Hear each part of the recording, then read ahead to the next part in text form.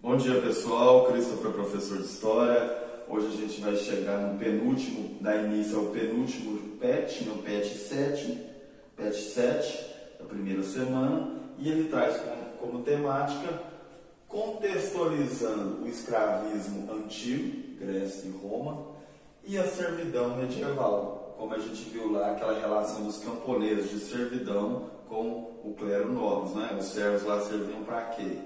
Para sustentar o clero e o nobre. E antes disso, a gente viu lá o mundo antigo, né? Roma e Grécia, quais eram os conceitos aí, né, de escravidão, como era ser escravo. A gente vai ver lá que era por guerra, saque, né? Tinha toda essa relação para transformar outro ser humano em escravo, né?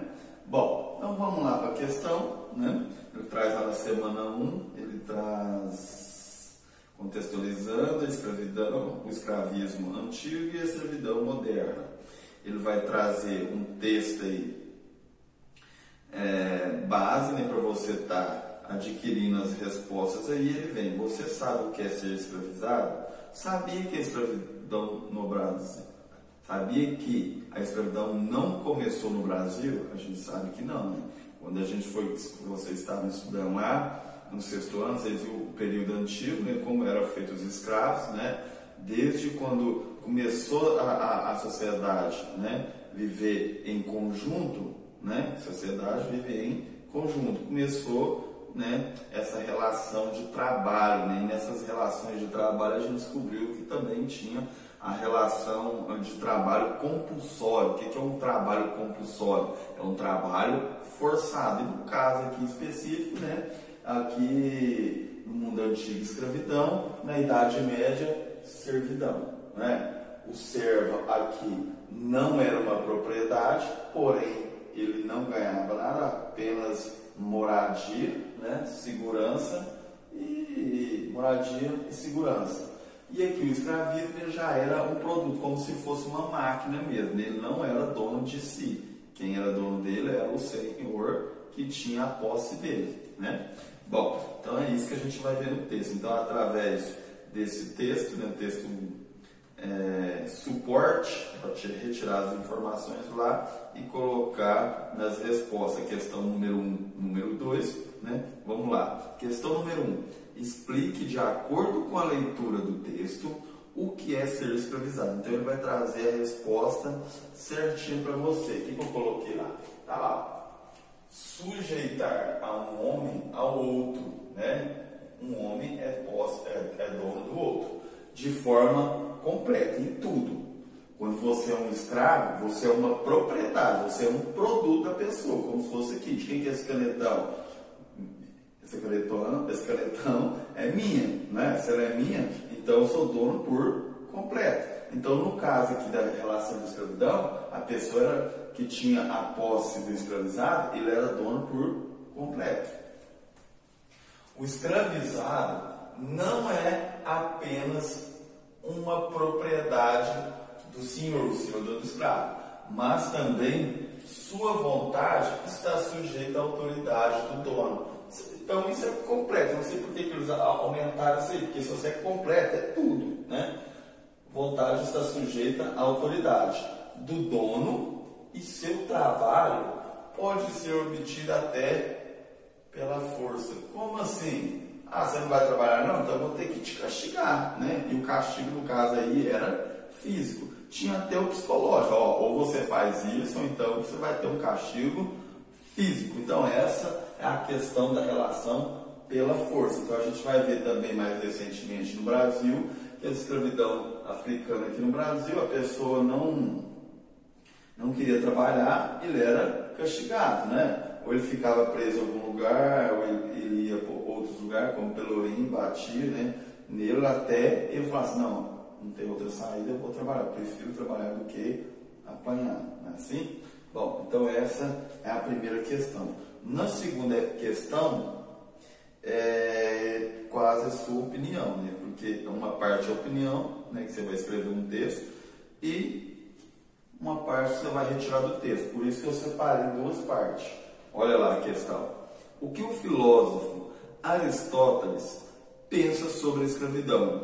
Você concorda, você, o aluno que está escrevendo, com a ideia de Aristóteles? Escreva um texto que justifique a sua resposta. Se você colocar assim, você tem que justificar. Se você colocar não, tem que justificar. Então, o que eu fiz? Eu retirei a ideia de Aristóteles que está dentro do corpo do texto e depois eu coloquei a minha opinião e justificativa. Talvez a sua opinião justificativa seja diferente. Então, eu coloquei uma aqui como exemplo para você estar fazendo. Às vezes você pode usar ele até para te auxiliar aí na sua resposta, né? Às vezes você pensa quase da mesma forma do que eu, né? Tá lá. Então você vai trazer lá no texto a ideia de Aristóteles. Olha lá. Ninguém era escravizado porque a natureza determinou. Como assim? Para eles, não, isso aí é de natureza. Fulano tem que ser escravo, fulano não. As pessoas que eram donas dos escravos ou dos servos na época, né? Mas por força de condições históricas. Então, o que eles fizeram? A partir da história, eles criaram um mecanismo de relação de trabalho. Uma parte era privilegiada e a outra não. Não foi assim na Idade Média que a gente viu? Específicas e concretas, diferentes em distintos momentos históricos. Então, o que a gente viu? A Idade Antiga, vamos trabalhar mais com Roma e Grécia, que dá mais destaque. A gente viu lá que tinha escravos.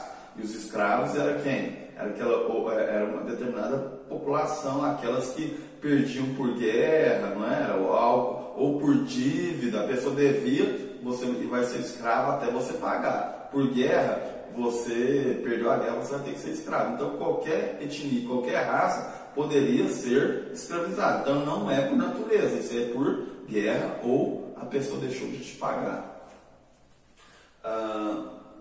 Chega na Idade Média, a relação de servidão era o quê? Se você não nasceu numa família de nobre, você vai ser um servo, não é? Porque do nobre ele pode passar para o clero, mas o camponês não poderia passar para o nobre, não é? Por isso que criou-se uma nova classe social, camponeses e burgueses. Assim que começou, né, a ressurgir, na verdade, né, o comércio. Vai chegar na Idade Moderna, quem vai ser os novos escravizados? Outras pessoas, né? Aquela questão dos africanos e alguns indígenas aqui na América. Não foi isso? Teve um primeiro momento que eles foram escravizados, depois eles deixaram de lado e começou com o tráfico negreiro, onde buscava-se, né, africanos em África e levava para a América para serem escravizados. Então está vendo que em determinada parte da história tivemos